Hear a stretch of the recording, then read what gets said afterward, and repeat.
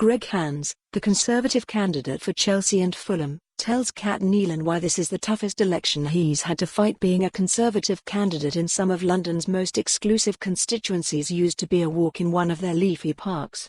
But such is the political realignment in the wake of Brexit that things just aren't what they used to be. Greg Hands, who is hoping to retain the Chelsea and Fulham seat he has held since 2005, is a polyglot Europhile who campaigned for Remain in 2016 and resigned his ministerial post over Heathrow, a key constituency issue.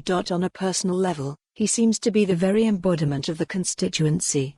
And yet, as becomes clear during one morning shadowing him on the campaign trail, he has his work cut out convincing lifelong Tory voters to stick with him. The chief threat, as one of those campaigning alongside him says, is Nicola Horlick, seeking election as a Liberal Democrat. She is wooing Remainers who can stomach neither Brexit nor voting Labour, and the impact is showing. This is the toughest election I've had since I won the seat from Labour in 2005, Hands says. The Liberal Democrats can't win here. They got 11% last time. They haven't won here for 100 years. But the danger is flirting with Lib Dems over Brexit delivers a Labour MP, just like it did in Kensington.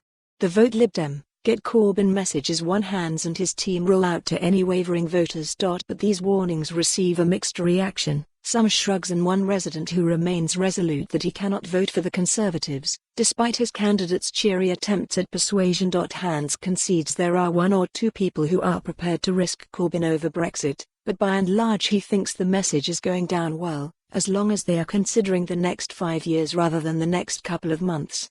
What about the next 20 years, as some fear the economic impact of Brexit could last? Hands insists a Corbyn government would be worse for his constituents. Whichever way Brexit moves the economic dial, the potential of some of the policies McDonnell and Corbyn are talking about could dwarf that, he says. Corbyn gets a mention on Hands' leaflet, but not the Prime Minister. It's apparent that it's not just Brexit that is turning people off. Boris Johnson is also making Hands' job more difficult. One resident tells me it's Brexit and Boris in equal measure that is making her waver. Hands insists his boss hasn't been snubbed. Instead he is running on his record, including the fact he is the only government minister to have resigned over a constituency issue in 100 years, namely Heathrow. Unlike Johnson, I note. That's a question for him, Hands tells me. The Heathrow vote is coming to me anyway. We own Heathrow as an issue amongst people for whom it is a very big issue. The question of Johnson. For more on this story, visit the news article link.